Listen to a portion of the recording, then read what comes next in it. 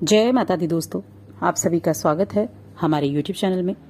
दोस्तों, आज की इस वीडियो में हम बात करने वाले हैं मार्च माह 2022 के चौथे सप्ताह के कन्या राशि फल के बारे में। कन्या राशि के लोगों के लिए 22 मार्च से 28 मार्च तक का समय कैसा रहेगा, इन 7 दिनों में ग्रहों की स्थिति कैसी होगी, चंद्रमा की स्थिति, बाकी ग्रहों की स्थिति, कौन से योग बनेंगे, कौन सा ग्रह राशि बदलेगा, क्या नक्षत्र होंगे और इन सभी चीजों का प्रभाव आपकी दिनचर्या पर कैसा होगा, जानेंगे सब कुछ विस्तार से। तो वीडियो को लास्ट तक जरूर देखें। चैनल पर पहली बार आए हैं तो चैनल को सब्सक्राइब कर लें और जुड़ जाएं हमारे चैनल के साथ। तो हम बात कर रहे हैं 22 से 28 मार्च तक की, और इस सप्ताह की जो शुरुआत होगी वो कृष्ण पक्ष की चतुर्थी तिथि के साथ होगी और एकादशी तिथि के दिन इस सप्ताह का समापन होगा।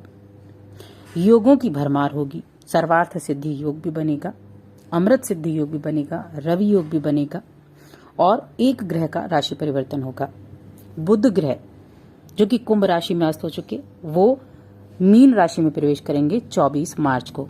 मीन राशि में सूर्य भी मौजूद हैं, तो सूर्य के साथ बुध की युति होगी और बुधादित्य योग का निर्माण होगा, जो कि एक तरह का राजयोग होता है। इसके अलावा इस सप्ताह में चंद्रमा की जो स्थिति है वो तुला राशि से चलते हुए मकर राशि तक गोचर करेंगे।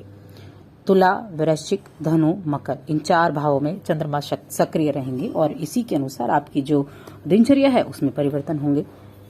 तो ये जो राशिफल है चंद्र राशि पर आधारित है और अब इसी के आधार पर हम जानेंगे कि किस तरह का समय ये आपके लिए रहने वाला है।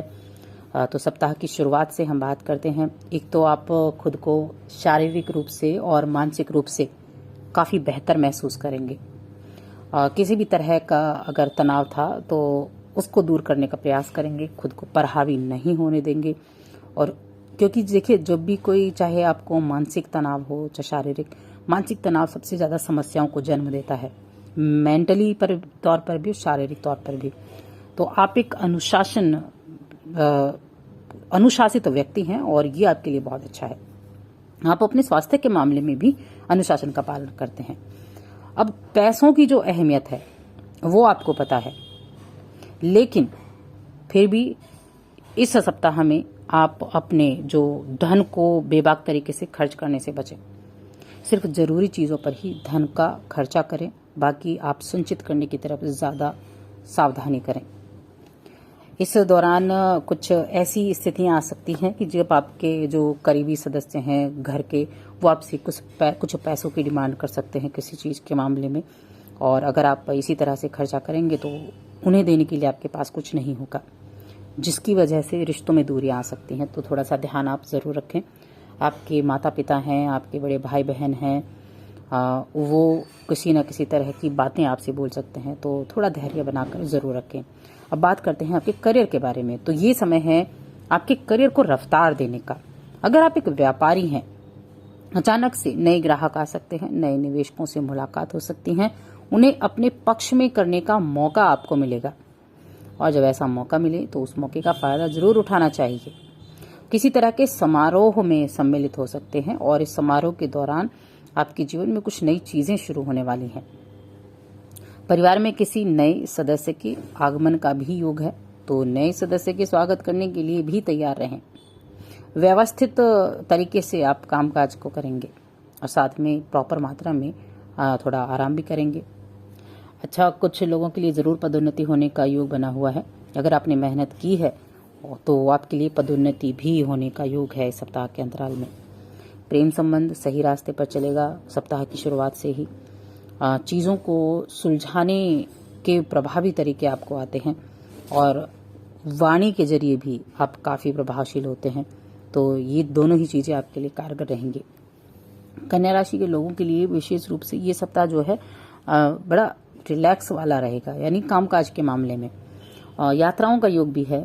कामकाज के सिलसिले में कोई लंबी या छोटी दूरी की यात्रा करनी पड़ सकती है। अपने लक्ष्य की प्राप्ति अगर पाना चाहते हैं तो अपने ऑफिस में अपने सीनियर और अपने जूनियर दोनों के साथ ही मिलकर चलना आपके लिए उचित रहेगा। और अगर कोई बड़ा निर्णय ले रहे हैं तो अपने स्वजनों की सलाह ज़रूर मानें। किसी की भी भावनाओं की उपेक्षा ना करें, इस चीज़ का खास तौर पर ख्याल रखें और दूसरों के बहकावे में ना आए। अगर आपको कोई व्यक्ति कुछ बातें बताता है तो उसकी बातों को बहुत ज़्यादा ध्यान से, बहुत ज़्यादा अपने ऊपर ना लें, क्योंकि ये स्थितियाँ ऐसी हो सकती है कि कोई आपको बहकाना चाह रहा हो, किसी के खिलाफ करना चाह रहा हो। इसीलिए इस बातों की सच्चाई को जानने की कोशिश ज़रूर करें। अगर अपने कामकाज को आप योजनाबद्ध तरीके से करेंगे तो आपके लिए लाभदायक रहेगा। एक तो समय से आप उसको पूरा कर पाएंगे और जो बाकी की चीज़ें हैं, बाकी के काम हैं, उनमें भी ध्यान दे पाएंगे। छात्रों की अगर बात करें तो छात्रों के लिए जो स्थितियां हैं वो ठीक ठाक से दिखाई दे रही हैं।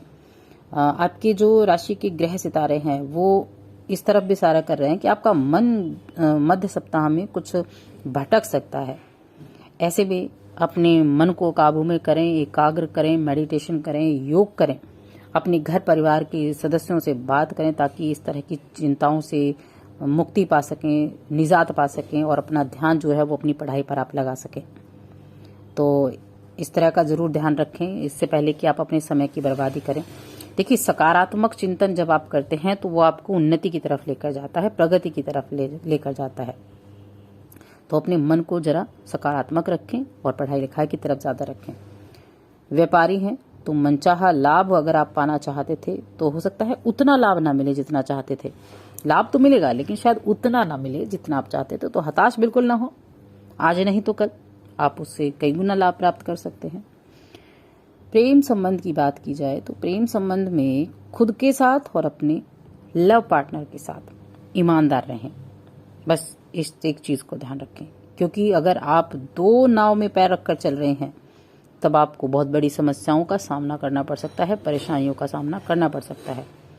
इसीलिए ईमानदारी रखना, पारदर्शिता रखना आपके लिए सबसे महत्वपूर्ण काम होना चाहिए अगर आप अच्छे से अपने प्रेम संबंधों को जीना चाहते हैं। वरना खट्टी मीठी तकरार हो सकती है और दाम्पत्य जीवन अच्छा रहेगा। दाम्पत्य जीवन में अगर खट्टी मीठी तकरार होती भी है तो भी आपके जीवन में मधुरता बनी रहेगी। इस सप्ताह में दाम्पत्य जीवन में ऐसी कुछ परेशानियां नहीं दिखाई दे रही हैं। हाँ, आपको पेट संबंधी समस्याएं जरूर हो सकती हैं, इसीलिए खान पान का ध्यान रखें। बाहर के खाने पीने को अवॉइड करें, ज्यादा तीखा खाने को अवॉइड करें, नियमित रूप से व्यायाम की तरफ ध्यान दें, वरना पेट संबंधी परेशानियां हो सकती हैं। तो इस चीज को थोड़ा सा आपको ध्यान देकर चलना होगा अगर आप खुद को फिट रखना चाहते हैं। तो अब बात कर लेते हैं उपाय के बारे में। तो उपाय के तौर पर गणपति को दूर्वा चढ़ाएं और गणेश चालीसा का पाठ करना शुरू करें। गणेश चालीसा का पाठ बुधवार के दिन करें, ये आपको अच्छे रिजल्ट देगा क्योंकि ये बुध की राशि है और गणेश जी की पूजा आपके लिए विशेष रूप से लाभदायक रहेगी। तो दोस्तों, और अधिक ऐसी जानकारियों के लिए चैनल को सब्सक्राइब कर लें और हमारी इस वीडियो को ज़्यादा से ज़्यादा लाइक करें, शेयर करें ताकि ज़्यादा लोगों तक ये पहुंच सके।